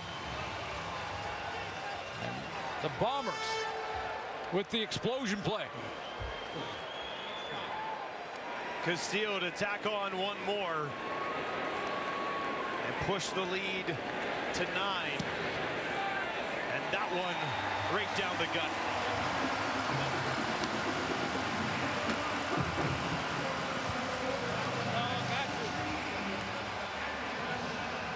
Nick Dembski, biggest play of the year for him.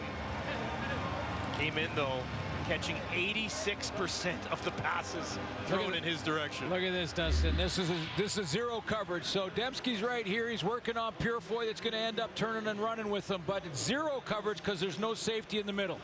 Zero means zero safeties, zero help down the middle. And watch Purefoy. He's running with him. He's got him. He runs that little double move, and Purefoy goes for the fake, goes for the interception, thinking the ball is on its way. And Dembski says goodbye. 5 yards separation for 30, 40 yards down the field. One little move. That little inside move, and instead of, you can bite on that move and recover. But as soon as a DB or linebacker, you take your eyes off the receiver and look to the quarterback for the pick, that's when you get caught on the double move. Winnipeg now leading 16-7. Sims takes it at his own 15. CJ Sims, he gets absolutely popped after jumping over a Bomber. And he's okay. There's a flag actually right around the 40 as well.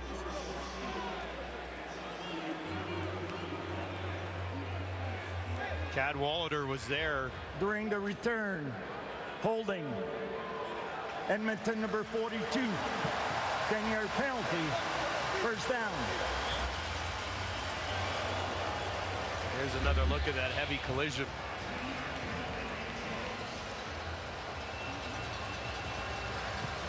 In the air, and wow. Both players trying to get the helmet out of the contact, though. Well, the game is really involved in that regard. Players consciously making sure that you can still be physical and have the big hits, but to get your help, it's still going to contact the other player's helmet, but you're not going to use it as the lead weapon. Penalty backs Edmonton up, so they start on their own 14. Cornelius finds Cobb, and he's got it for a first down. First catch of the season for Gavin Cobb out of the University of Manitoba. Now, when we talked to the Elks this week, we asked them about the game against the Winnipeg played against Ottawa. And does it give you hope that you can be down a score, you can be down even 2 scores, you can be down 16 points with less than 3 minutes to go and still win? They're going back to work here. It's a good sign. Bombers showing pressure, and they'll bring in Cornelius, gets rid of it quickly, and it's caught on the far side of the field by Moore for a pickup of about 4 yards. Quick throws. Got to be bang on. And with this defensive secondary in Winnipeg, a guy like Diedrich Nichols or Demario Houston, who's having just an outstanding season so far. You get ready to jump one pretty soon, one of those quick throws. 4 interceptions, 4 knockdowns. That interception number leads the league for Houston. Cornelius, pump fake, now down the field for Mitchell, and he's got it! Down to the 40, Mitchell to the 20, to the 10, and he's gone! Edmonton answers back, a big one into the arms of Dylan Mitchell for his first of the season.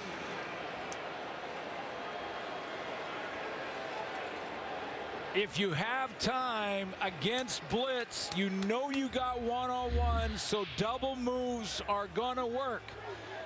Winnipeg keeps sending pressure. They keep sending Big Hill. Marual, they keep sending both linebackers, which leaves the secondary in one-on-ones. And the guy we just talked about, it was slant, it was quick throw, it was slant, quick throw from Cornelius. This time it was a double move. Fake slant down the field. 80-yard strike to Mitchell. And Edmonton offensively has some life. Faithful knocks it through. And once again, it's a 2-point game.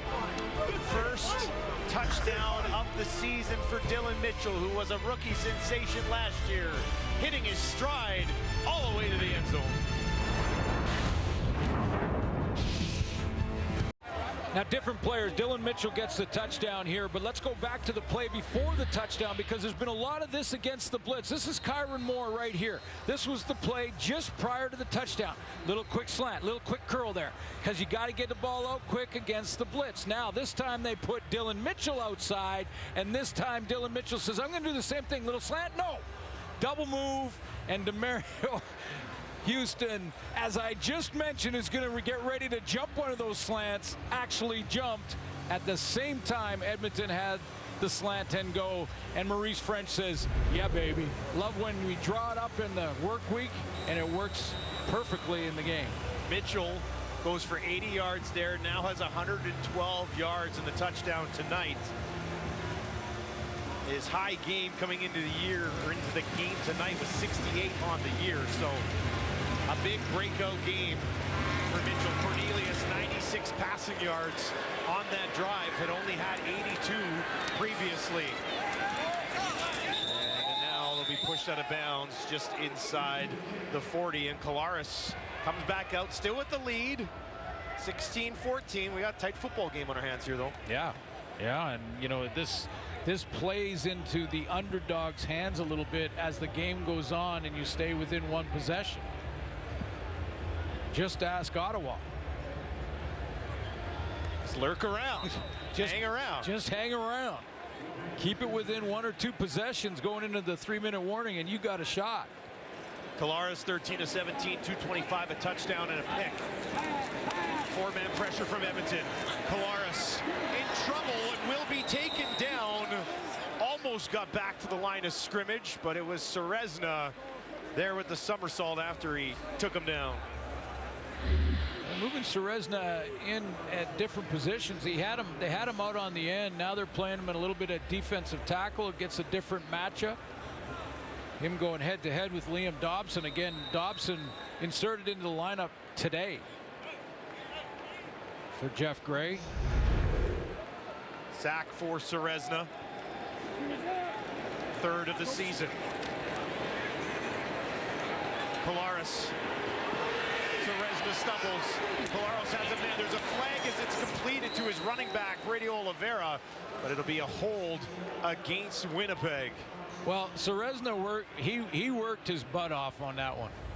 I'm just going to tell you, he went head-to-head and had a double team he had to fight through. Winnipeg number 67. That penalty is declined.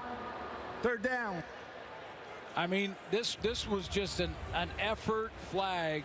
It was Kolinkowski that gets the penalty, but Serezna, watch the work that Serezna does here. He's going to fight a double team. Now he's basically getting wrangled there. He gets held a couple of times, and Kolinkowski tackles him. He keeps fighting and getting up. He earned that one.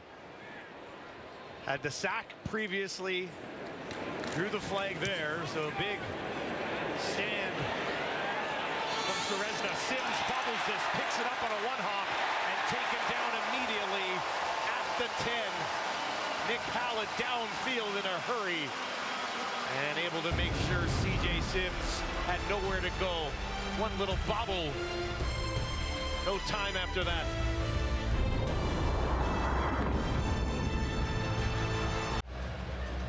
Welcome back to IG Field. We have a few special fans in attendance tonight. For more on their story, let's send it down to John Luke.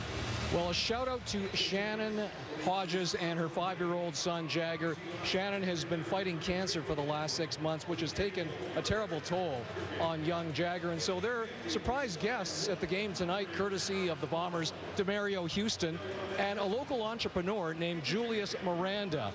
Now, Miranda is the co-owner of Good Reason clothing brand, and he found Shannon's story on Instagram, and so he hooked her up and her son with free tickets to the game, and that's something Miranda's been doing all summer.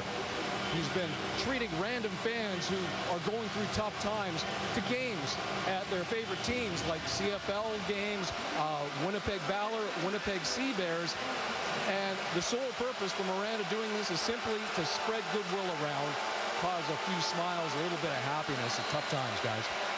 Always nice to put a smile on someone's face. Well, yeah, and you know, Canadian Football League players do so much in the community, and it's really underreported. But offside. Edmonton, number 17. The fans just helped. And tell me there's a cuter kid out there right now than Jagger. Plus, he had the good look going, man. I mean, Jagger has the real cool wristband on there, and sharp-looking dude. I think we're looking at a future player there. I mean, ball player. First and 15. Cornelius in his own end zone here, and he's in trouble. Bombers trying to get there. He throws it away, and it'll sit there, but the whistles are down, and there's a flag actually in the end zone. And will this be against Cornelius? Let's find out what's happening here.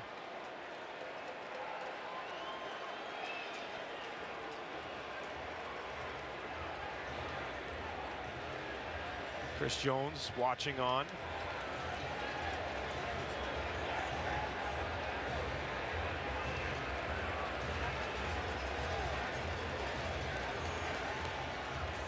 Cornelius, not much time there as the Bombers' front four brought the heat.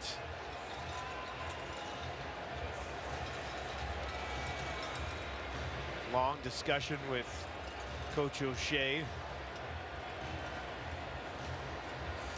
And the back judge, Rob Skaggs, on the sideline.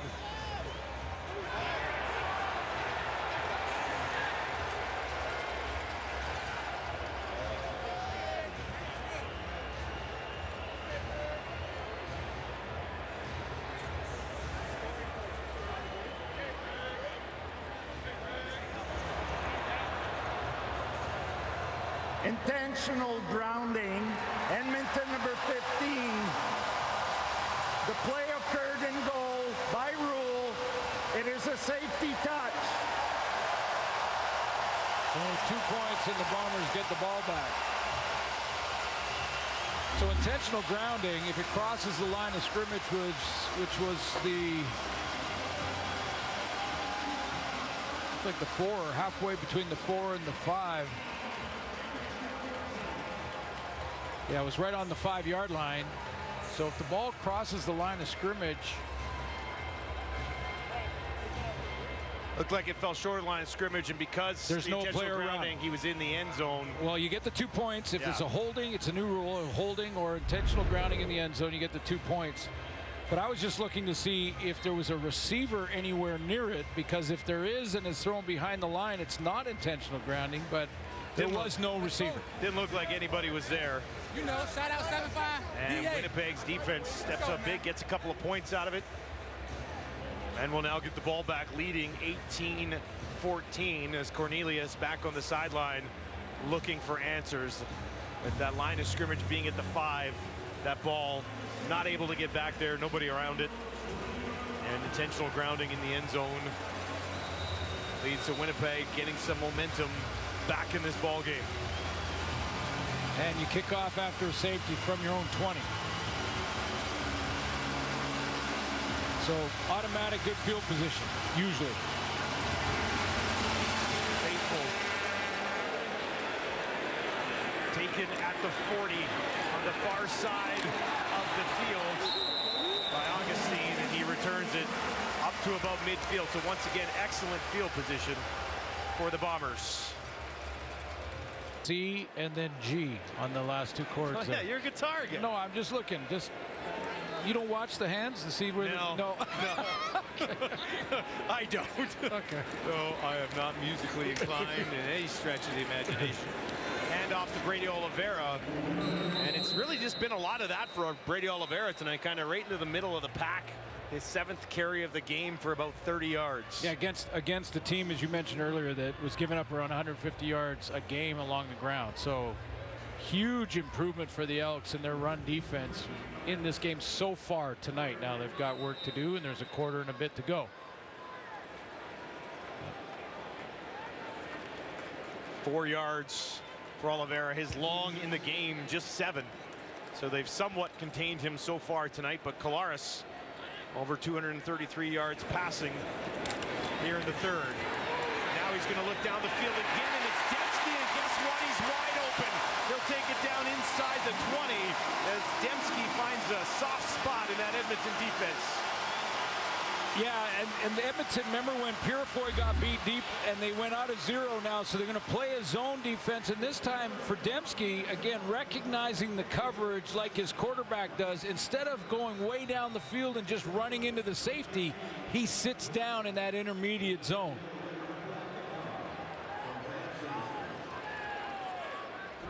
Fourth catch of the game for Dembski. 115 yards receiving and a touchdown. You love it if you have him in fantasy. Kolaris, far side. And that one wrapped up immediately by Lewis after Lawler hauled in his 6th catch of the ball game. Yeah, you know, when you are at this level, when you get to the pro level, Lawler's out there at number 1. You get to the pro level, you got to play from the shoulders up. You have to understand the game. You have to understand coverages just like your quarterback does.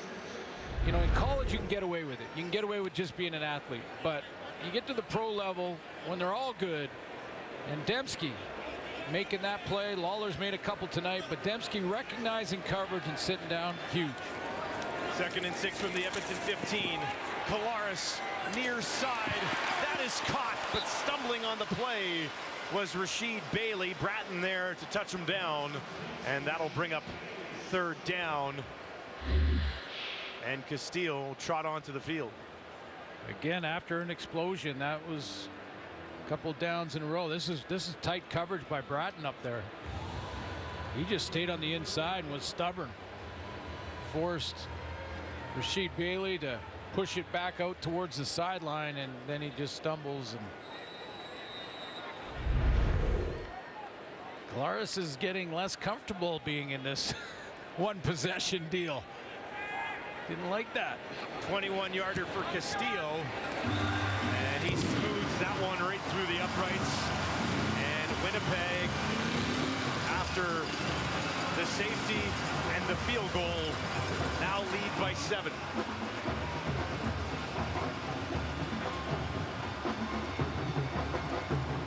Cornelius, 11 of 19, 178, touchdown and an interception, and 55 yards rushing in the first half. Hasn't really been able to get out of that pocket here in the second half. Yeah, he broke contain. I believe it was Jeffcoat early on, and you know, I'm sure that the Winnipeg defense at halftime went and said, hey, we cannot lose contain against this guy.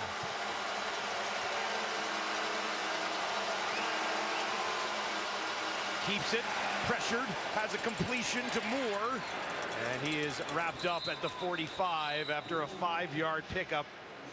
And Akramdi's able to hang on to him. Les Maruo was the secondary contained there in the linebacker coming up for Willie Jefferson. That's why he could crash down, and that's why Cornelius couldn't get outside and around the edge. He wanted to on that last play. They give Moore 6, so it's 2nd and 4. Time ticks down in the 3rd quarter at IG Field. Crowd ramping things up a bit here. Cornelius, 4-man pressure, far side, completion to French, stays on his feet momentarily, held on to there by Soiree, and a 1st down for the Elks. That'll do it. 3 quarters in the books. We've got a 7-point ball game. The Bombers looking to bounce back after letting one slip away last week. In a good spot, but Edmonton still seeking their first win of the season. And they are still in the thick of it, trailing by 7. The 4-2 Bombers with just a 7-point lead on Edmonton, 0-6 on the year. The Elks hanging around in this one. Well, they had the big speech from G. Roy Simon this week talking about that 0-5 start for the Lions in 2011. Remember in Any Given Sunday when Pacino, you know, the inches we need. Epic speech. Inches we need are everywhere around us. That's what I'm sure is going through the mind right now of the Edmonton Elks. They're in a 1-possession game in Winnipeg against one of the top teams in the league. And are the words from G. Roy Simon sinking in? The inches we need are right there. Can you get it done? The fans are going to have something to say about it, I'll tell you that. And so might he. What are you made of if you're Edmonton and Cornelius? Brown will flare out to the right of his quarterback. Near side towards Montbleau. A couple of extra yards after the initial contact from DeMario Houston. And it'll be a 2nd and relatively manageable here for Edmonton. And a big drive here or in this 4th quarter, and a good finish and an upset for Taylor Cornelius, and the quarterback discussion ends in Edmonton. At least for a while. I was going to say, probably for about a week. with the way things have gone, up and down, roller coaster, the QB position. They went back to Cornelius tonight, 14 to 22 for 191, a touchdown and an interception. 2nd and 6 here. Jefferson right up the middle. Cornelius gets by him. Down the field, up for grabs. Mitchell, no! Incomplete, working against Evan Holm. That's just a great play by Evan Holm down the field, because Cornelius is in trouble here. He gets pressure right up the middle from Willie Jefferson, feels the pocket collapsing, or as Cam Lawson said at halftime, squishing around him. And Evan Holm just makes a play with the ball in the air. The 50-50 goes to the DB. 6th knockdown of the season for the second-year player Evan Holm out of North Dakota State. Julian's kick, end over end. Parker waits, takes it at the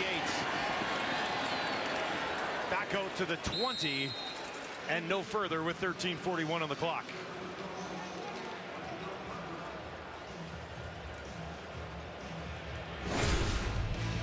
CFL on TSN continues tomorrow with Friday Night Football. The Red Hot Argos head to Hamilton. That should be a good one.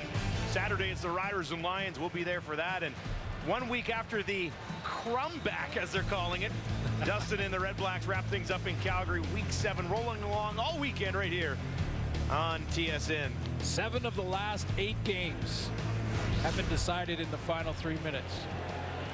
That's exciting. Plus, the crumback is an awesome handle. I've been impressed with that all week. Here's Oliveira, his best of the game, right up the middle, all the way out, just shy of the 40. Brady Oliveira finally gets sprung free. Yeah, and there is the play that changes the stat line for number 20. You know, he needed one 20-plus run, and then the stat line looks very different after what has been a very good run defensive display by the Edmonton Elks. He finds a crack in the armor. Goes for 18, and that one all the way up to the 39. Back again to number 20, and Oliveira, great push left side of that line. And it'll be a 2nd and short situation. That's why you stick with it. And that's what I mentioned about Buck Pierce. He started the game with it, and Buck Pierce wasn't having, the OC wasn't having success with it, but he stuck with it. Just like he didn't bail on it from the Ottawa game when Oliveira only had, 19 yards or something like that. You know, he didn't bail from it then either. And now we're in the 4th quarter. The defense is much more fatigued. Keep pounding it in there. You get tired stopping the run. Well, last time I was here, the Bombers had an 11-minute drive in the 4th quarter to seal that game away. And they go back right up the middle, another 1st down. And Brady Oliveira's legs are churning on this one.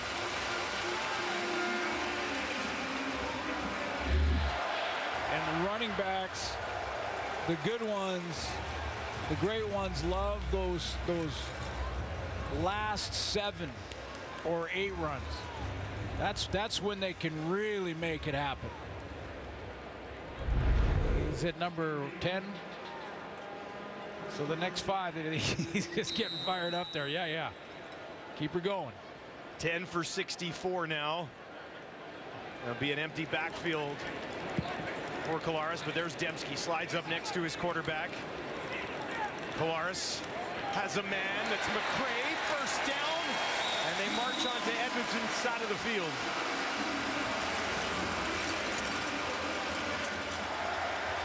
Three options, and puts the defenders in a rock and a hard place. You just can't, you can't make the right decision. Adam Konar gets squeezed. If he runs out to the flat, they throw it inside. If he stays inside, they throw it out to the flat. Well, that's frustrating if you're Adam Konar, isn't it? Yes, it is. Oh, is it ever? 10.5 minutes remaining. Oliveira back in this ball game. There's a look at Konar. Working from the 43. Collaros out to his right, dumps it over the middle. He's got Lawler, spins and takes it down to the 25. Kenny Lawler finding small bit of space. This is a way that Konar could get around that frustration, because Adam Konar is going to run with Brady Oliveira right to the flat. He stays him, plays with him man-to-man, stays right with him. So now Collaros goes to the next step. The next step is I got one-on-ones, so which guy am I going to go to sitting down here? Konar takes the back. He runs to the flat this time, and right in that little hole is Kenny Lawler. Lawler just let everybody kind of go that way, and then boom, stopped. Hello. Got to the 26. That's where Collaros works. Pressure from Edmonton this time. They'll hand it off. Brady Oliveira trying to kick it to the outside. And he's got a big chunk on first down. That should take him over 70 yards on the night. Every one of these runs, the Elks defense get up a little bit slower. This time it was AC Leonard trying to get outside, and play coming downhill from the safety spot. Looked like Franklin Jr. got involved. Leonard's going to take a knee. We'll step away and return. Fourth quarter action at IG Field here on TSN. Time now for your Coors Light moment of chill, and Nick Dembski just chilling before the game, getting hydrated, and sure enough, lots to talk about Kenny Lawler coming back, but Nick Dembski having a big game. Well, he made back-to-back plays on 2 series. This one for a touchdown when he beat man-to-man, and then he saw the zone on a play on the very next series that led to a field goal. 2 big plays in this second half that have helped put the Bombers in the lead, and they're pressing again. His quarterback, Zach Collaros, over 300 yards, sitting at 302 on 19 of 23. It's his third 300-yard game of the season.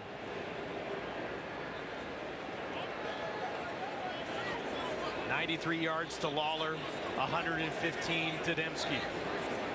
2nd and 2. Back to Brady Oliveira, looking for contact, and he found it, still going. Brady Oliveira would not be stopped. They finally finish him off down inside the 10. What a run. Just watch the difference in the body language when you're on a roll. You got the game. You got to start running the ball, get physical. You're right. He did search out contact, and watch how quickly he gets up after he goes down here. He finally gets tackled, and watch the difference. He gets up, fired up, can't wait to get the ball again, and look at the defenders. Oh, brother, I am getting tired of this. Enough already. And Brady's not going anywhere. 1st and goal now from the Elks' 8-yard line. Back to Oliveira again, and a little push down just shy of the 5, and that'll bring up 2nd and goal.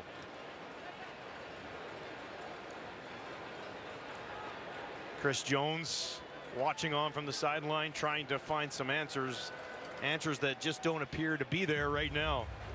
Well, this was just Oliveira. He took the Elks defense down here that were for 3 quarters solid on the run. But it's a 4-quarter game, and they are sucking in wind right now. They're breathing hard.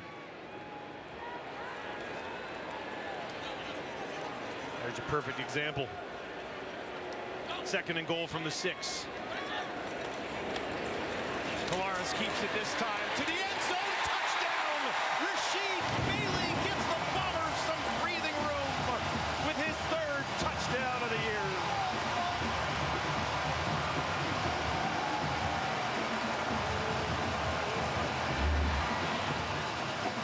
Great call by Buck Pierce to get Zach Collaros out on the edge. When that D-line is that tired, it's almost impossible for them to redirect and maintain containment and keep the quarterback in the pocket. And I think it was Jake Serezna, he went for the first move on Zach and just kind of went, I can't redirect. I just can't get there. Castile to make it a 14-point game. You see the flags fly as he knocks it through.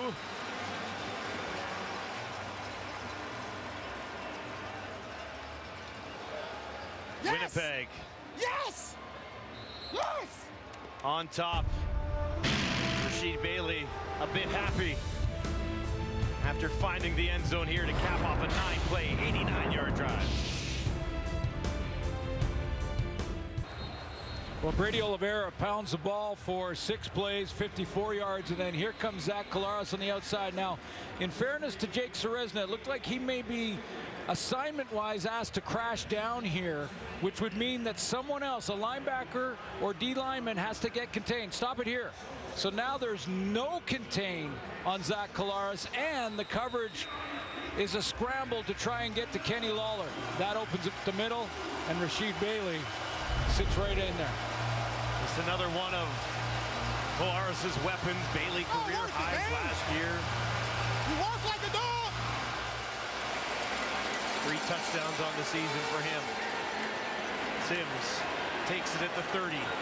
Sims stays on his feet, picks his way back outside the 40, and that is where Edmonton will get the ball when we return. Cornelius down 14. No more room for error.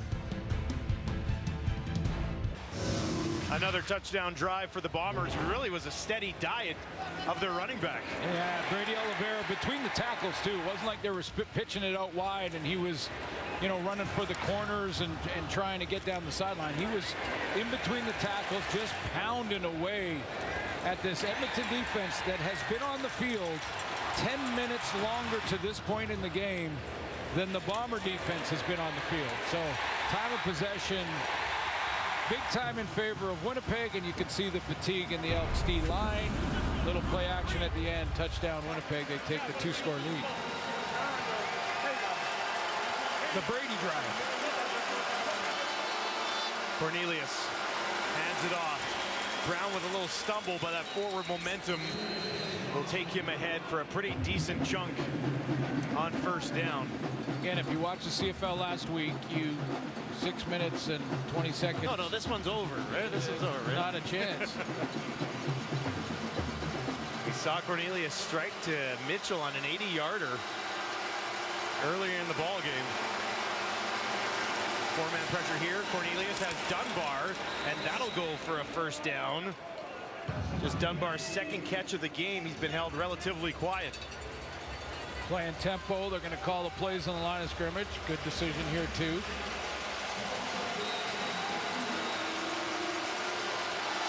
Up to the Winnipeg 51. Pressure this time. Cornelius gets it away, deflected, and then through the hands of Forbes Mumblow. Had a pretty good crack at it for a ball that had already been tipped by Willie Jefferson.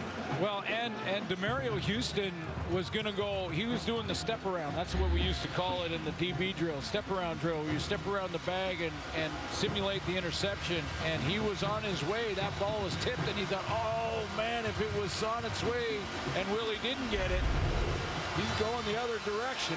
And Willie always gets it. He does, doesn't he? Over 60 knockdowns and 60 sacks. No other player's ever done it. 3-man rush. Cornelius still in trouble, trying to get away. He does. Does he have time to pass it? He does. And he gets hit, and there's a flag on the play. Roughing the passer. And Boyko getting in the face of the Bomber. Brian Cole right there to finish off Cornelius. Major foul, roughing the passer. Edmonton number 41, 15-yard penalty, and a first down. Well, let's see. Ball away.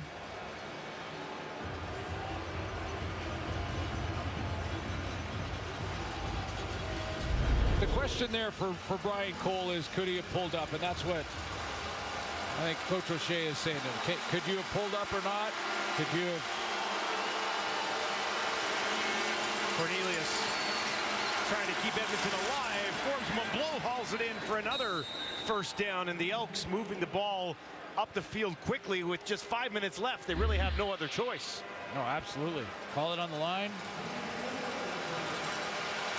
Adam Konar said that Ottawa game reminded us what can happen in the CFL. Bombers show pressure, and they bring it. Everybody. Completion completion to Mitchell, wrapped up neatly on the far side by Demario Houston. And good thing he did, or else there might have been some space there, but a nice tackle by 35. Yeah, it was a good tackle, but Demario Houston not jumping those quick ones anymore. Lesson learned. He jumped one, got caught on it. This time he's playing just a little bit more of a hesitation. 2nd and 7 for Cornelius. Wants to take off.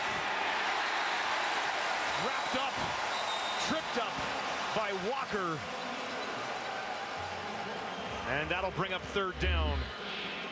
Yeah, but I don't think there's any question they're going to go for it and play 3-down football. Absolutely.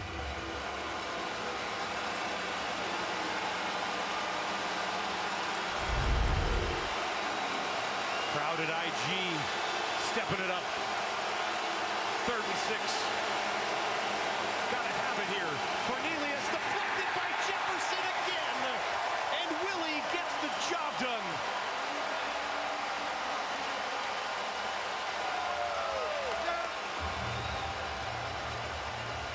He does it again. I mean, it's like throwing it around an oak tree. And his timing on this stuff is remarkable. You know, reading the quarterback's throwing action. It's not just as simple as throwing your hands in the air. You got to get around your man, keep your hands in tight to protect yourself as a D lineman, and then time it up right on the release of the quarterback, and he is the best in the business at getting it done. Well, he walked right around Boyko and had a clear lane to get in front of that one. What a move. Having himself a game again.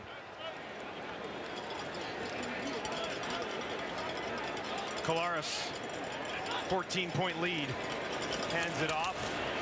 Ely is there to wrap up Brady Oliveira after a short pickup on 1st down.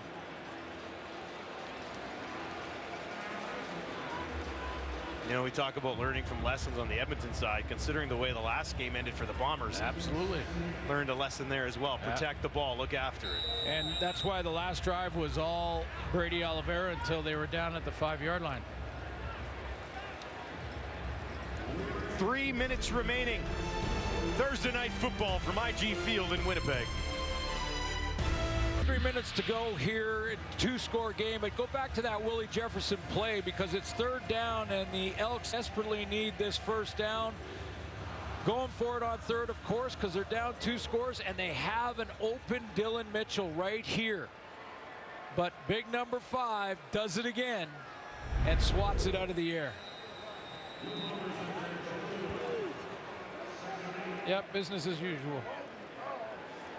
4-time All-Star. I'm up. Coming into this game, 7 sacks, 5 knockdowns.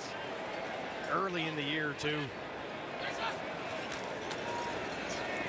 Handed off to Brady Oliveira right up the middle. Huge pickup as he now creeps up towards 100 yards rushing in the ball game. All of it in the 4th. And, you know, just one more thing with Willie Jefferson. Here's a guy, and it's one of the great parts about Canadian football. What great things about this game is that get guys from the States that come up, they make this their home, they become stars in the league, and then they raise their families here in Canada. And that's exactly what Willie Jefferson has done here in Winnipeg. Beautiful young family, and moved up here, and it's his permanent home. Big part of the community, yeah. Big part of the defense. And watching on is likely more Brady Oliveira time, 102 yards on the ground, putting him up at over 500 on the season. Heavy collision here, a couple yards on 1st down for Brady that time. And good for Buck Pierce. And I've already said it, but good for Buck Pierce. I mean, you know, there's many times you do the games and you go, why did they forget the run? Why did they forget about it? Why did they go away from it? And even when it looks like you're running into a wall for a quarter, sometimes even a half, it's so important, that balance. And that's what Buck Pierce did. He kept with it. He kept with it. And then with a 1-score lead, he relied on it for that long drive over 50 yards. I'd almost say he saved it. Yeah. Right? He saved it for the 4th quarter to put the game away. And Brady now at 104. Stands in behind Zach Collaros here. 2nd and 8. Back to him again. Needs 8. Not going to get it. About 6 before he's taken down, and that'll bring up 3rd down for the Winnipeg Blue Bombers. Well, he gave it that second effort again. He got an extra 3 after first contact. Boy, he is in the last 2-3 drives here. He has been searching out contact, hasn't he? 3rd game of over 100 yards for Oliveira on the year. Long way to go in the season. And he's putting up some pretty good numbers. Hit 1,000 yards last year. He's already halfway there. And here's Buck Pierce calling on 2nd and 8, a running play to grind the clock down with a 2-possession lead. Lesson learned from Ottawa. Sims takes it at the 15. Gets a block. Only one, though, and then is hammered down. Cadwallader again to wrap him up. After the play, both fouls are 15 yards for unnecessary roughness. They are misconduct. Number 7, Winnipeg, and 32, Edmonton. 1st down. Coach O'Shea got a lot of questions about that game in Ottawa, and almost was trying to say, hey, we get it. The foundation is good. I even heard in Media Row up here that there were some fans in Winnipeg that were really concerned. And did I hear the word panicking or something? About the 4-2, yeah. 4-2 record. And I'm going, you're not allowed to panic when you're back-to-back. Taking a couple in a row and close last year. Here's Cornelius running for his life, and he's going to be taken down by Jeff Coates. Yeah, when you won 2 in a row and then close last year, but in the game last year, and then are sitting at 4-2, you're not allowed to be panicked. No panic. Have faith. Yeah. Well, it was so kind of matter of fact. I mean, I've asked before Coach O'Shea. I've asked him, you know, like let's say that Zach got sacked a few times. This is a 2nd and a bunch. I was saying Cornelius looks like he's limping a little bit too, and they're going to get home again. A long night continues for Cornelius Jefferson, this time adding to his list of accomplishments in this game. Well, he's banged up too, and Cornelius here is a defeated quarterback. Look how he tries to back up here. He's kind of half steps, ball's down by his waist. He's not even pulling it up, ready to throw. Yeah, I think when he got spun around by Jeffco, he's nicked. Yeah, you can see right now he's looking uncomfortable. 3rd and 25, less than a minute to go. He's one down the field, looking for Mitchell against Houston, and another interception for DeMario Houston. Give him 5 on the year.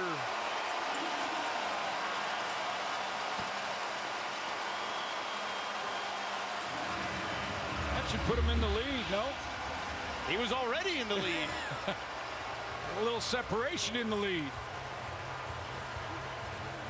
That's well played. That's just high pointing. Knowing the receivers behind you. Again, you know, we talk about receivers that, you know, if they drop one, they come back and want to be targeted quickly. And Houston gave up one tonight. See Cornelius getting some discussion about the training staff, but you know, he basically locked down the Elks receivers after that touchdown he gave up, and now comes up with a pick to put this one away. Houston 3 fumble recoveries and 5 interceptions this year. 8 takeaways for the 3rd-year Bomber. Sensational season, trending towards being an all-star. Edmonton left hanging around, but another loss and searching for answers, Glenn. Well, yeah, I mean, first of all, the Bombers, you know, the foundation is solid. That they've got great personnel. Getting Lawler back makes a real strong receiving core even better. We saw them, you know, go toe-to-toe. It's a close game because both teams have great athletes that will compete. And Edmonton keeps getting closer. 3/4 of better run defense. and then the fourth quarter it collapsed. I still think they've got to talk about the quarterback position, and it wasn't Cornelius' fault. Don't get me wrong. But is Taylor Cornelius going to get you your first win? I mean, he's 0-6 on the season. Daggie's had a start. He also lost. Trey Ford, possibly an option as well, or do they stick with Cornelius, which they have done for the majority of this season, although he's still out there on the field right now walking a little stiff. That will do it for us here tonight at IG Field as we kick off week 7 in the Canadian Football League, and it turns out everything's fine for the Bombers as they get back in the win column. Zach Collaros bouncing back with another win for Winnipeg, and he had a nice day, over 300 yards and a couple of touchdowns. Edmonton's search for a win continues as they get doubled up on the road and fall to 0-7 on the year. Thank you for joining us from Winnipeg. Off to SportsCenter and some Canadian soccer next.